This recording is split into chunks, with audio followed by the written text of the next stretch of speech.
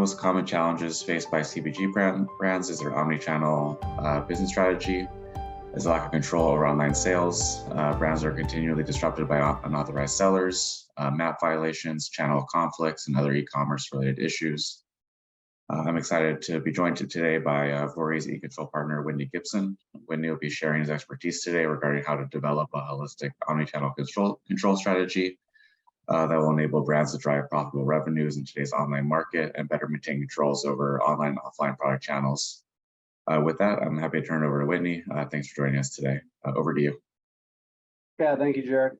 And thank you everybody for taking the time to join us on this webinar. I'm going to talk to you and try to just share as much information with you during this time around how businesses are controlling the sales, protecting their brand in the age of growing e-commerce and marketplaces today. I'm going to just give you just a little bit about us. Vorys is a 375 person law firm, 9 offices around the country. We have an office in London, and I lead a group within Vorys that now works. I think we've worked with over 800 brands now and helping them design and implement programs that help give them better control over the sales of their product, help them control their channels better, so they can grow in a profitable way. And so what I want to do is just share with you insights we've learned. We've worked with many of the largest CPG companies in the world and taken them through programs. And so I'm going to talk to you about that. So one of the things that we often explain to brands is just the importance of understanding the problem and why they're experiencing a lot of the pain that the different functions within the business are experiencing. So it's important to understand that prior to e-commerce, a lot of CPG companies would they would basically sell products to distributors. They would then sell them to retailers, and there really wasn't a whole lot of control over where the products went as you went downstream in those channels. And if a retailer wanted to sell to somewhere else, if someone's buying from a distributor, they wanted to divert products or sell at low prices, it really didn't impact the brand's overall sales or profit very much because the rest of the channel partners couldn't see it. There wasn't transparency. What happened on the streets of New York, someone couldn't really see, couldn't see in LA. But the world obviously changed with, a lot of people say it was the growth of e-commerce or the growth of the internet. And I think that's true, but I think the biggest factor is really a shift in growth in business models from traditionally a lot of people went out, they sourced materials, they created products, and they would sell them to retail distributor all in a linear fashion. And then what happened is the platform business model started to take off. So, other industries from Apple to Uber to Airbnb, people said, I'm not going to actually create content, services, or goods. What I'm going to do is I'm going to create a platform where anybody can go and sell and market. Anybody can get a hold of these different items, can sell and market on the platform. I'm going to aggregate them, curate them in a way that consumers can get wide selection and curated selection for the consumers and provide value and be able to track the traffic. And so, this really took its form in marketplaces where Amazon started off primarily as buying products and selling it, but over time developed a platform approach where they allowed other people to sell products, and that's overtaken what's called 1P, where they actually buy. The facilitating exchange has overtaken 1P, and that's growing much faster than 1P, and it is growing fast. So the whole platform model really took off.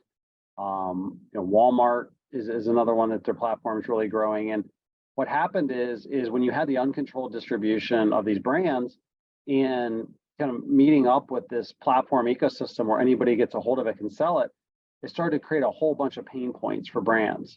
And one of the primary causes for this is just the transparency. Now anybody got a hold of product, whatever they sold it at, it'd be available on the marketplace, and that would cause issues. So this is one of the ways when we're sort of helping people understand the problem that we'll lay it out for brands. And we'll say, look, you as a brand, you want to sell your products at certain prices to your national D2C seller, maybe on Amazon, and you're also selling through distribution and retailers. And what will happen is the distributor may go and put excess inventory on the Amazon marketplace. Amazon will drop to match that. Distributor will drop to match. Amazon will drop to match that. And then all of a sudden, the national retailer will drop. Someone's walking in, they're holding up a phone and saying, look, the product is available cheaper on Amazon. And then the retailer will drop to match that. And then they'll charge back the brand. And this is what's often referred to as sort of the profitability death spiral, where the lack of control over distribution leads to problems in the marketplaces, which then leads to retailers price matching, and then leads to profit issues with the brand. Walmart, they try to take on Amazon and say, we're going to be a more controlled marketplace. We're going to make it much harder for people to go and sell in our marketplace. But they weren't able to keep up. They weren't able to compete with Amazon. They couldn't get the scale, selection. And so they, around August of last year, really opened up the floodgates and made it much easier for anybody who gets hold of products to go sell on Walmart. And so now that's a place where a lot of people are going and dumping products, and it's having the same issues. And so, in this ecosystem, it's, even further complicated because sometimes you'll have counterfeit stuff, you have IP violations. We had all these different things going on that are causing issues for these brands. And, one of the things that, I think is important to think about is, online brand protection. You sort of grew up in a time where,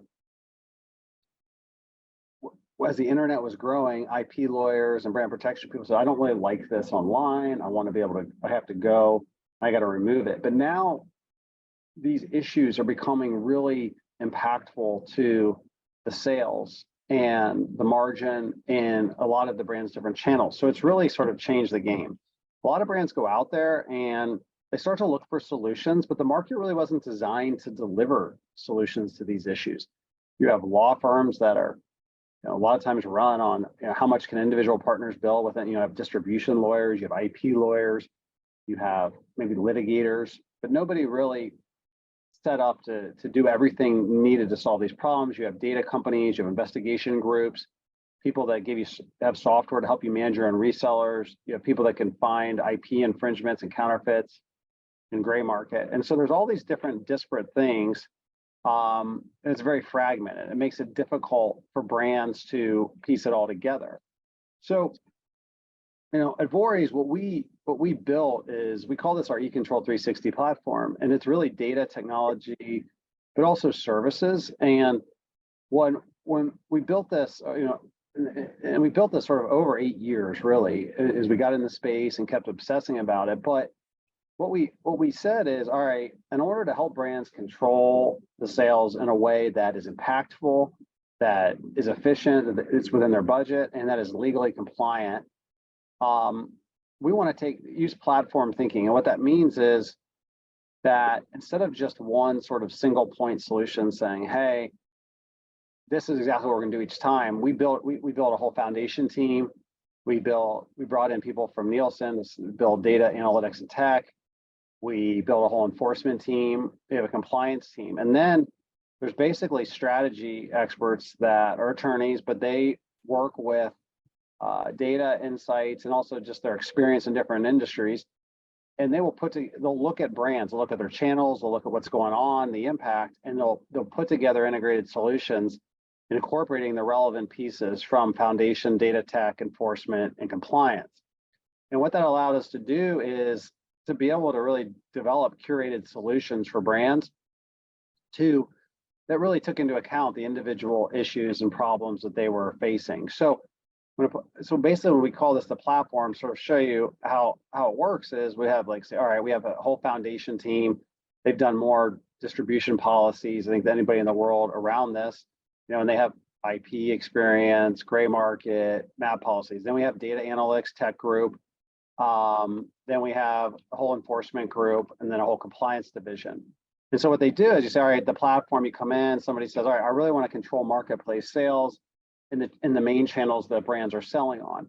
So let's say they're selling on they're selling on Amazon, the e-commerce team, they're selling on Walmart, and they're like, I want to be able to get 98% of the sales going out the door at the price I want. All right, how are we going to do that? So then what the solution is you say, okay, we're going to pull in, here's the foundational policies. We need to do that. Here's the data analytics and tech we're going to set up. Here's how we're going to run enforcement. And then here's the issues we need to think about from a compliance perspective and make sure that everything we're doing complies with that. Okay. And then another person comes in and says, okay, got my marketplaces under control, but what I really need is I need to get my, really get my map advertising price in line with my authorized retailer. Same thing. All right, here's the policies, here's the data, here's the investigation, and then here's the compliance. And so this was really our way of sort of solving a lot of the problems that occur because of the fragmentation in the market. Here's another thing that sort of deals with, if you're dealing with online IP issues. So we have, teams that do IP registrations. Then we have all the data analytics. We can do global monitoring and enforcement around the world. We hired a lot of people from the brand protection firms that we sort of layer on the technology. And a lot of people are, running brand protection this way out of the firm because a lot of the vendors would go out and they would try to do all these takedowns and really create a lot of legal risk. People, they would get sued, they would get in trouble. And so basically said, all right, let's have a brand protection team, but then have the lawyer oversight. So did that. Then if you want paid advertising control channels, that's a whole nother thing where let's say you want control of Google pay-per-click, control of Facebook advertising. So that's how I sort of view integrated solutions. I'm going to talk about sort of one solution that's very common that we do a lot, so you can understand sort of how it works. So brands come in and they say, okay, I've got a mess on the marketplace. I've got a bunch of unauthorized sellers. I've got a bunch of pricing related issues. And what I really would like to get is 90% of the sales going out the door through my authorized seller at the price I want. If I can get that, then I can run a viable map program. Then my retailers won't complain. Then my e-commerce team is able to get, they're able to run the advertising and marketing and content for conversion. They're able to do all that and grow the brand if I can do that. Okay. So there, if we're looking at an integrated solution like I was talking about, then you got to pull these different pieces together to make it work. And what we believe is that this is how you deliver outcomes. You get out of the whack-a-mole industry and you get more into driving impact is through these integrated solutions. So, what we say is, all right, you want to get there. What are we going to do? So first is we're going to educate and make sure the business is aligned on that this is not a good place to have a messy marketplace. And a lot of times we'll help quantify the impact for the brand. And this is to sort of help lead them in change management and understand like what they need to do. So we'll go out and we'll quantify the impact. We'll also help them understand the opportunity that if you get control over a marketplace, because a lot of times the e-commerce person will say, yeah, I know I need this to grow, but you got to have to get the sales team, finance team, legal team to understand that this is hurting the entire business in lots of different ways and that there's massive opportunity if you get this control. And so we'll talk about that. And then what we'll do is we'll say, okay, all right, how do we go get that control? So the first thing is that if brand doesn't have an authorized reseller program in place, that's typically one of the first things. You got to have a foundation in place before you run out and enforce. A lot of people go out and they chase counterfeits or IP violations, but a lot of times 80-90% of the stuff that's disrupting the sales is maybe the brand's own resellers just not selling in the channels they're supposed to be. So you've got to have policies that you flow out to your distributors. They send them along to the resellers they sell to. And typically what they're going to say is, you're allowed to sell on your own website, but you can't sell in the marketplaces without our approval. And so you've got to have those policies that go out so you don't have everybody allowed to be able to sell on there. Now, that's with your authorized resellers. Now, with your unauthorized, a lot of people just go and they'll buy from a distributor and they'll sell on Amazon. They're going to say, I don't really care about your authorized reseller program, your policies. They don't really apply to me, and I'm allowed to take and sell this under what's called the first sale doctrine. So you got your reseller policies with your authorized sellers, but your unauthorized are saying I can buy and resell your products, and there's really nothing that you can do about it under this. Now, that's true unless there's two exceptions. One is, if the sellers are providing products that are materially different than the products in your authorized channels.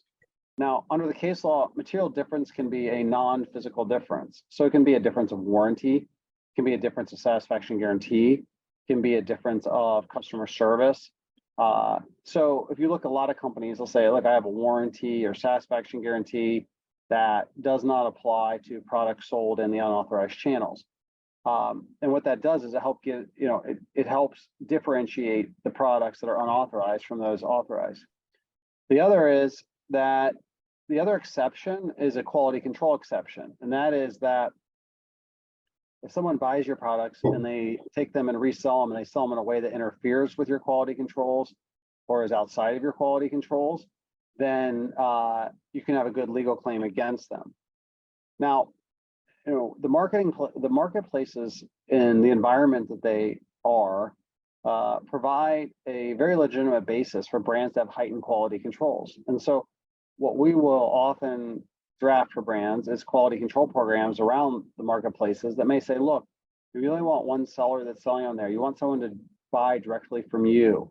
You want somebody to opt out of trans-shipping. You want somebody to maintain certain defect scores. You don't want them to sell anonymously.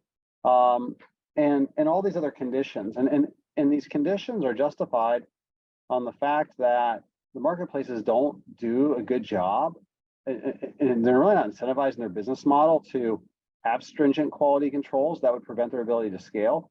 So the brand has to be able to do that. And consumers don't really know that when they're buying something listed new on Amazon, it very well could be somebody just pulling up their car and dumping products out of their trunk. They don't know that.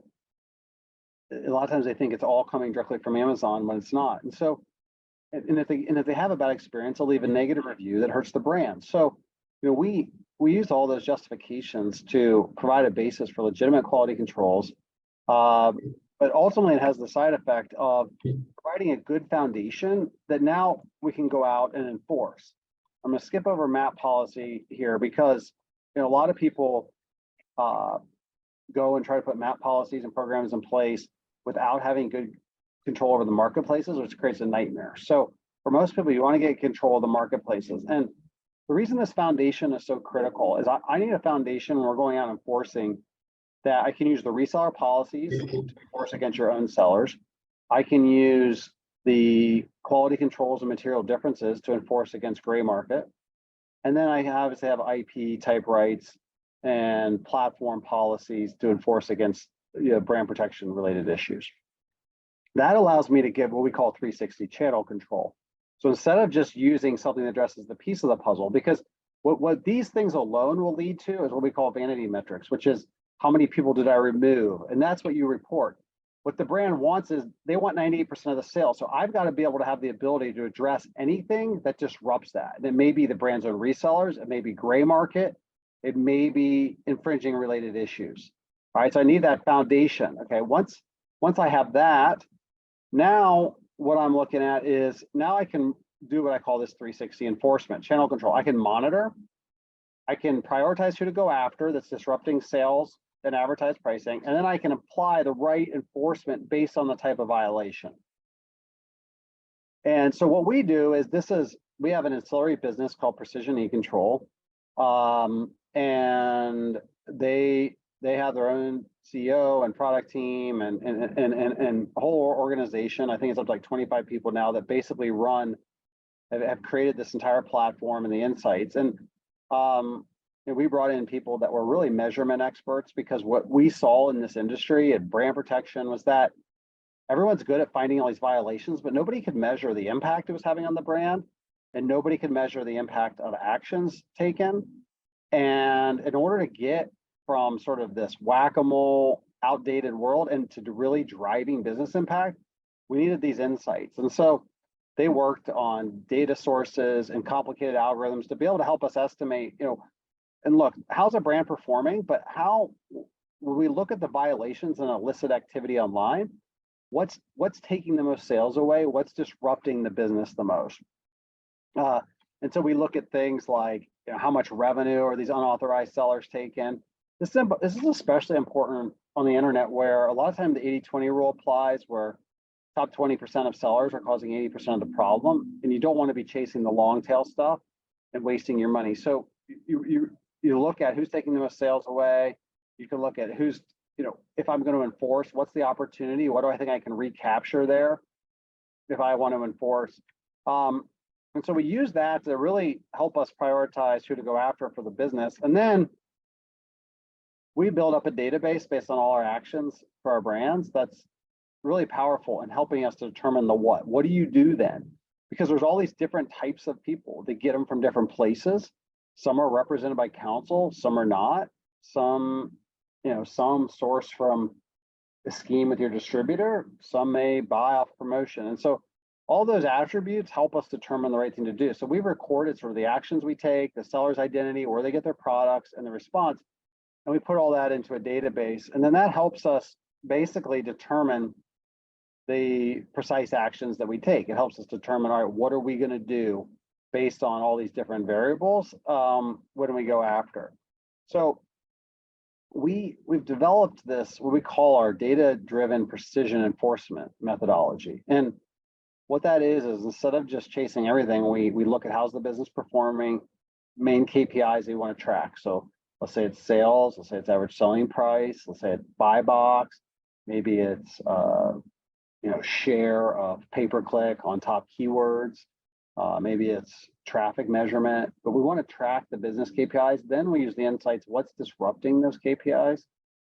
And then we go to the database and say, all right, what insights do we have? And then that leads to the actions that ultimately are moving the business's KPI the most. So that's how that works. Now you take that and you go around. Now I will say that a lot of times brands can't just enforce their way out of problem. And what they also want to be doing is looking at where are the leaks coming from, where are the root causes of the products being sold online, and using those to plug the leaks. So they're reducing the opportunity for new violations going forward. And so because of that, we built this whole diversion diagnostics group, which says, okay, we're going to focus on where are the leaks and the products originating from. And so we can work with brands to help plug the leaks. So basically, there are all these things they do in working with a brand. A lot of times brands will bring their sales list and say, here's the people that we're looking at selling to. Can you look in your database to see, is this somebody that has a history of diversion so we can flag it? Or they may have suspicious order sizes where somebody orders a much higher than usual order quantity, and we'll take that and then do some investigation and figure out that that's somebody you don't want to sell to. When we're looking at people that are selling on the marketplaces, we'll run that against the database and see where does that seller for others gotten their products from. So you use all that different intel data, and we'll put it into the warehouse, and then help us. The data analyst will look and see if they can figure out where it's coming from. Now, for every brand, it's going to be a little bit different. I mean, the way I think about it is you have precision insights, who do you go after? Then you do targeted enforcement, like with the precise actions, and then you have distribution control. Now, brands are going to vary on how much they do of the enforcement versus distribution control. And I tell brands a lot of times, if you're not going to be very aggressive enforcement, then we need to be tighter on figuring out where the leaks are and cutting off the distribution sources.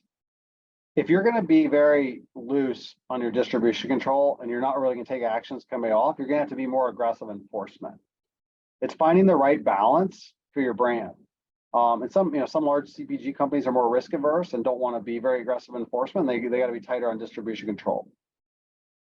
Where it doesn't work is if you're not willing to put some teeth on either side. If you're going to be very soft in your enforcement, but you're also going to be look the other way when you have people you're selling to that are constantly diverting products or dumping excess inventory onto the marketplaces. If you do both of those in a weak fashion, then it's tough to achieve your KPIs. But usually it's a balance there. And I think when you focus that using the insights to focus that on the biggest issues for the business, that's how you really drive the biggest impact for the business at the end of the day. So, I think what's really exciting about this space is, unlike brand protection traditionally, where it was very difficult to quantify the impact of what brands are doing, and that's why you'll see a lot of people saying, "Here's my takedowns numbers. Here's the listings I removed. Here's the seizure numbers I've had. Here's the raids." Those things, what those do is they result in sort of the brand protection team living in this sort of end of the table cost center. That's great. We know we need to do it, but does it really have a big impact on the business? For lots of reasons, helping getting control of brands channels today can have a major impact on the business. And it takes the legal team, brand protection team, and really make them intertwined with the business team. And sometimes I'll say to people, I'll make the analogy that this area is analogous to like the tax area, where in taxes you got to figure out, how can I save the most amount of money, but how can I do that in compliance with the law? The same thing is true here, where it's like, how can I control what's going on in these channels, in a way that doesn't create any issues for our company around antitrust laws, doesn't create issues around distribution laws. When you're implementing these warranties, there's warranty laws, that we have a solid foundation. We're conducting enforcement. So that's why that compliance piece is so important. But it's intertwined. But if you get that right strategy, the growth for the business, and we have case study after case study showing that how control leads to growth. And there's many ways to talk about it. Just to sort of go around, like if you think about the way marketplaces work is, if you have 100 sellers on there or one seller under ASIN, you're not going to get more sales with 100, because the customer is going to the ASIN and they'll see the product. And if they have one seller, that's the same. Now, the advertising and the marketing, the conversion, you can often only control that when you're in the buy box.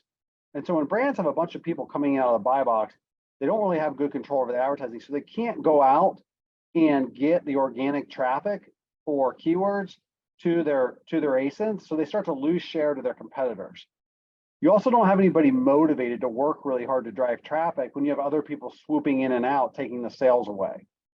So the neat thing about getting control on a marketplace is that once you got it, then the brand typically, it's not just moving sales from unauthorized to authorized, it's putting them in a position to go out and run the advertising and marketing to drive more traffic and get more share from your competition. So you get this 1 + 1 = 8 scenario where you're getting a lot more sales by the position that you have. Now, on top of that, you have someone obviously motivated to do that because they're actually getting the sales. And then once you get control of that, then the brands that do this well, then their brick and mortar sales teams can go into their distributors and retailers and say, look, we've worked really hard to control our brand online. Unlike others, you're not, if you carry our products, you're not going to have consumers walking in saying, hey, the product is available for cheaper.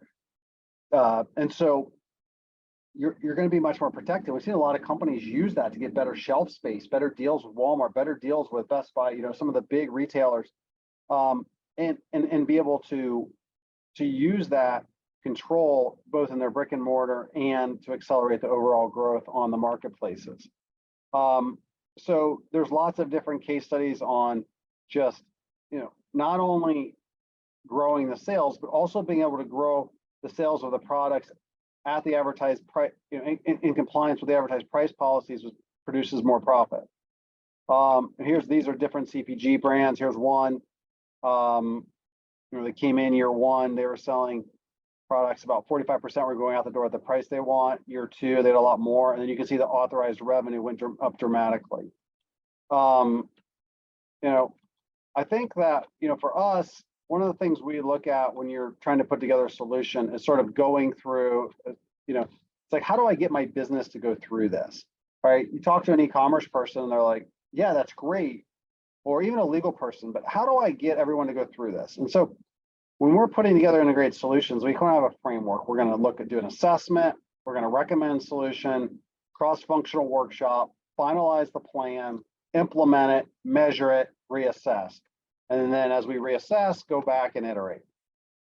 Okay, so just to kind of show you the process here is, the first is, all right, assessment. You got to go out, we go out and we ask the brand, all right, questionnaire. What are your current channels, go to market strategy? What are your pain points? What efforts have you done before? What's your current policies and agreements? What are your business goals? And just to give you an example on pain points, we're looking at all the different pain points that the business is feeling. I mean, to really do this right, you want this to be a cross-functional team, and you want to look across the organization and gather the pain points. Is it, hey, I'm trying to operate a MAP program. Hey, my brick and mortar sales channel partners are complaining. Maybe my channel partners are demanding chargebacks. Maybe it's just I'm having difficulty protecting my IP, or I'm having difficult advertising. So I want to gather all the different business pain points. Then what I'm going to do is, then I'm going to go to our data team and say, all right, for this brand, we've captured their products, their ASINs, maybe they advertise pricing, and I want to look at different things. I want to look at their activity of their sales globally. I want to look on their key marketplace channels. How much are they losing to unauthorized sellers from a revenue standpoint? I want to look at how's their pricing been over a period of 6 months to a year. Like, are they having price erosion that's been going on? I want to look at, do I see a high number of infringements, or what do I see going on? Because I'm going to use all that to devise the strategy. Now, once you get that, then what I'm going to do is I'm going to say, all right, I'm going to develop a recommendation, and then I'm going to go in and say, okay, I want your cross-functional team to come to a workshop.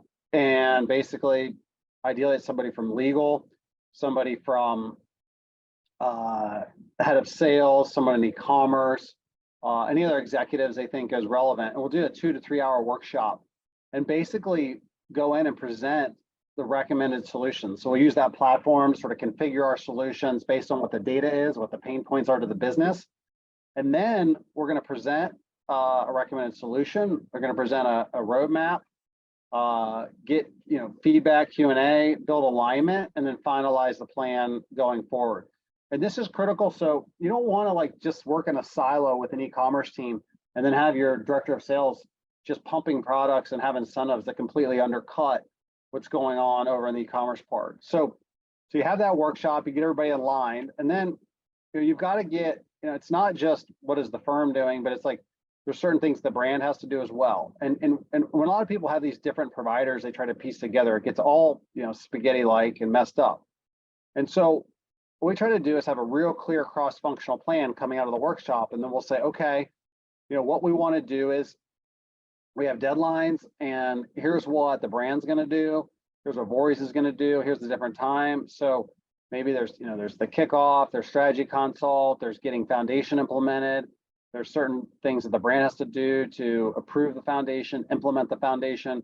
So everybody's held to a project plan, and you have key performance indicators, and maybe maybe our goal is in 5 months to go from 0 to 75% buy box, and then 985 and at 14, 95%. So you have your key performance indicators, you have your project plan, and that's what people go out and follow. And then once you go out and you execute it, then you're measuring your KPIs along the way, looking at, all right, how are you impacting the business? So, hold on one second.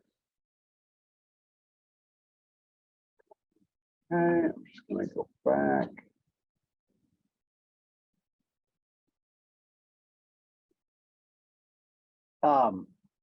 So what that process, what it does, I'm just going to go back to the beginning and leave some time for Q&A. But what that process does is that helps us implement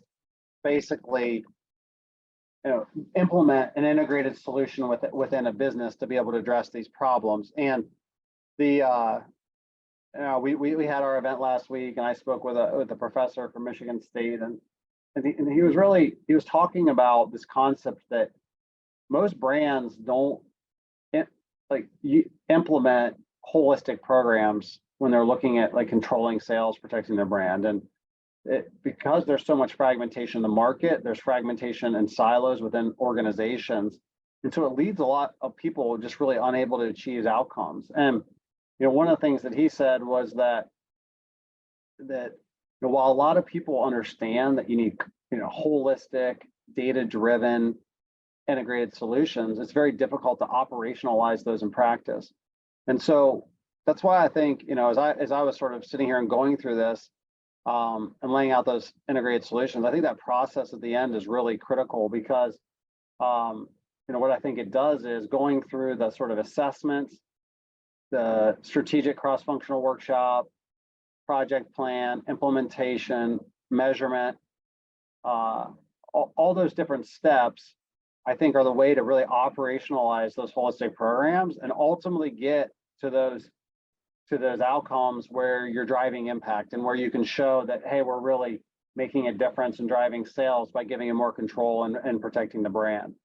And it's something we're passionate about here at Vorys. We do, 2 to 3 of those almost a week now. We're constantly out doing strategy consultations with different brands and then implementing those holistic programs. And I think that, I think a lot of the CPG companies, in the world, we've taken them through that, and it's really, been something that's been fun and we believe in and productive. So, I don't have anything else at this point. I want to stop, Jared. I can't really see the questions here, but is there anybody? I just want to open it up to see if anybody has any specific questions that they would like me to address here.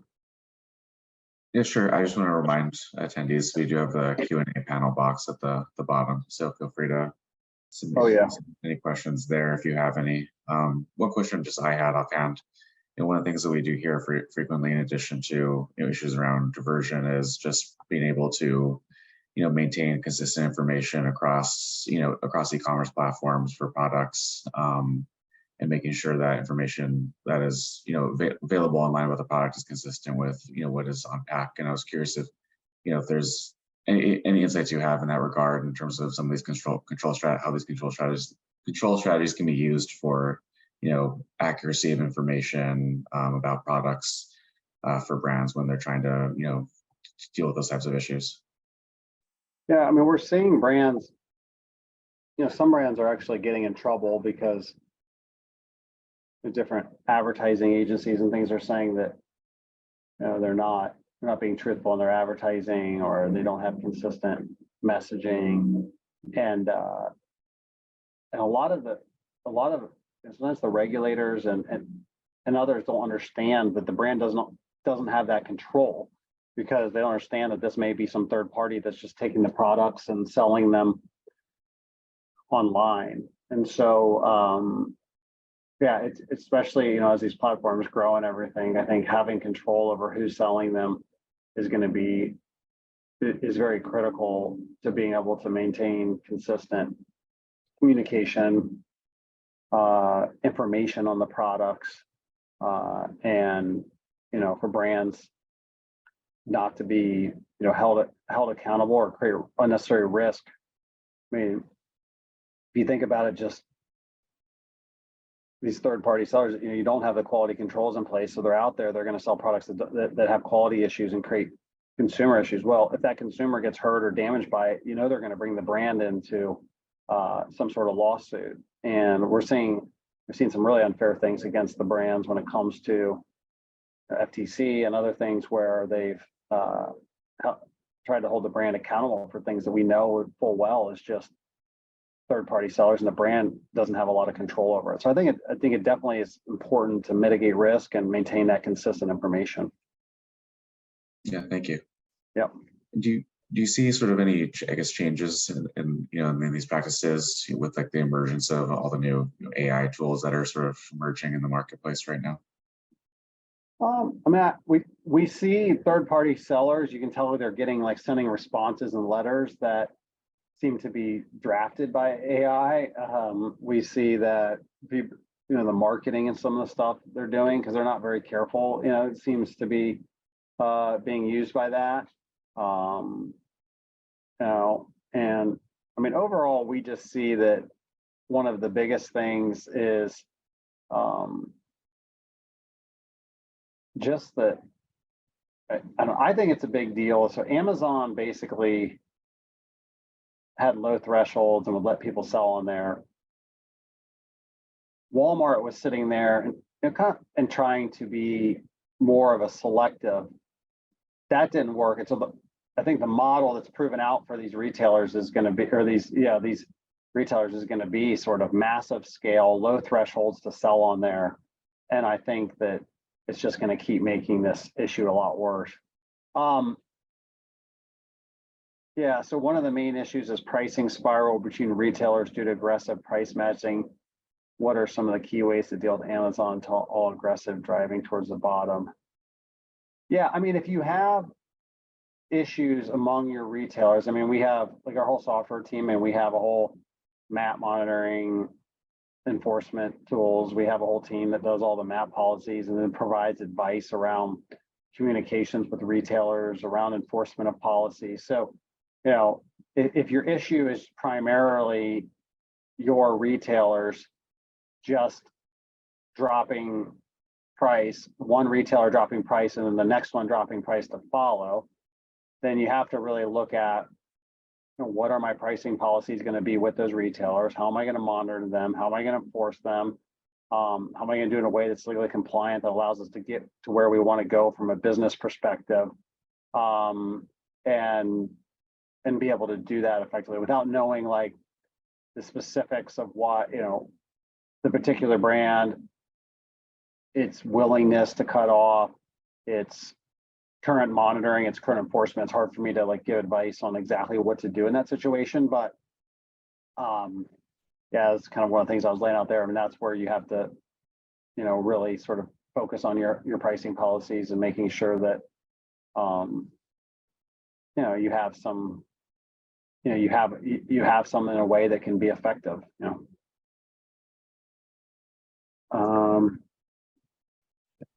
I don't see any other questions included in the question panel.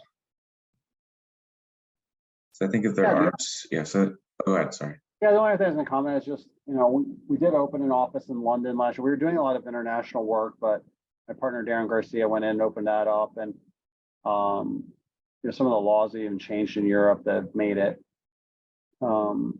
more, basically created an avenue where brands could have a little tighter control over their distribution out there, and could implement quality controls and things like that to help enforce on the marketplaces. So I see that shifting a lot more people are rolling out a lot of programs in Europe along those lines. I see that, we all know cross-border continues to increase. So I think eventually you're gonna have to be able to monitor the marketplaces and the Amazons in each of the different countries, because even if products are cheap in one country, they're going to be able to just populate and show up on the marketplaces here, and that's going to cause disruption. So I think the integratedness of all this just will continue to grow and go from there. But yeah, I don't really have anything else. I'm happy to, I know from people's experience being on these, I think 45 minutes generally is plenty of time. And I know, I appreciate everybody taking the time, and people can email me, if I'm going to dive into sort of brand specific questions. I think it's probably better just sort of one-on-one, but feel free to reach out. I'd be happy to talk to anybody. Sure.